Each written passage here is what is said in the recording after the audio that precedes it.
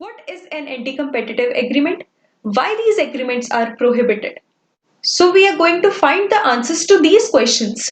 In today's video, the anti-competitive agreements under the Competition Act 2002. So what are anti-competitive agreements? It is clear from the name anti-competitive कि जो competition के against है, competition in the market, जो market में competition है उसके against जो agreements बनेंगे वो होंगे एंटी कंपेटिटिव एग्रीमेंट्स। और इनको प्रोहिबिट भी किया जाता है। इनको प्रोहिबिट क्यों किया जाता है?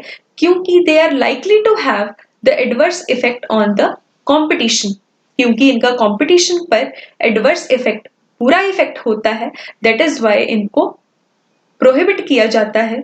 और एंटी कंपेटिटिव एग्रीमेंट्स को जो कि सेक्शन 3 के सबसेक्शन 3 में प्रोवाइडेड है, इनको हॉरिजॉन्टल एग्रीमेंट्स भी कहा जाता है। हॉरिजॉन्टल एग्रीमेंट्स क्यों कहा जाता है? क्योंकि ये उन दो या दो से ज्यादा एंटरप्राइजेस के बीच में होते हैं जो कि सेम लेवल पर होती हैं। मींस अगर एक एंटरप्राइज प्रोडक्शन के लेवल पर है तो दूसरी एंटरप्राइज भी प्रोडक्शन के लेवल पर हो, तो वो होते हैं हॉरिजॉन्टल एग्रीमेंट्स। और हॉरिजॉन्टल एग्रीमेंट्स की प्रिजम्पशन होती है कि इनका इफेक्ट होगा कंपटीशन पर, एडवर्स इफेक्ट होगा।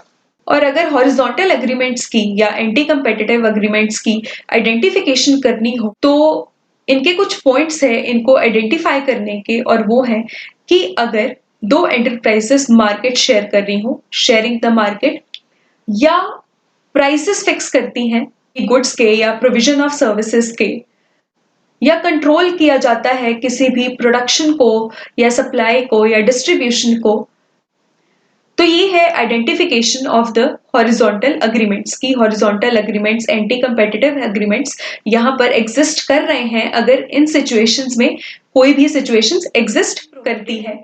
एक्सप्लेनेशन में of section 3। So what is bid rigging? Bid rigging is a method adopted by the enterprises to reduce the competition. Competition को reduce करने के लिए जो enterprises एक method adopt करती हैं उसको बोला जाता है bid rigging। और ये method कब adopt किया जाता है?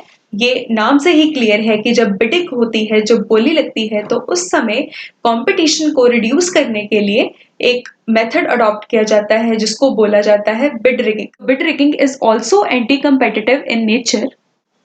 कोई भी ऐसा अग्रीमेंट होगा जो कि कंपटीशन को रिड्यूस करेगा या लिमिट करेगा या उस पर उसका बैड इफेक्ट होगा, तो वो सारे एंटी कंपेटिटिव होंगे नेचर में। लाइकवाइज सेक्शन में हमने पढ़ा कि जो एंटी कंपेटिटिव एग्रीमेंट्स हैं उनको प्रोहिबिट किया जाना चाहिए। इसकी एक एक्सेप्शन भी है कि अगर वो अग्रीमेंट्स होते हैं बाय द जॉइंट वेंचर्स, और किस लिए होते हैं? एफिशिएंसी इंक्रीज करने के लिए होते हैं, प्रोडक्शन में, सप्लाई में या डिस्ट्रीब्यूशन में, तो वो अग्रीमेंट्स क्या होंगे? वो वैलिड होंगे।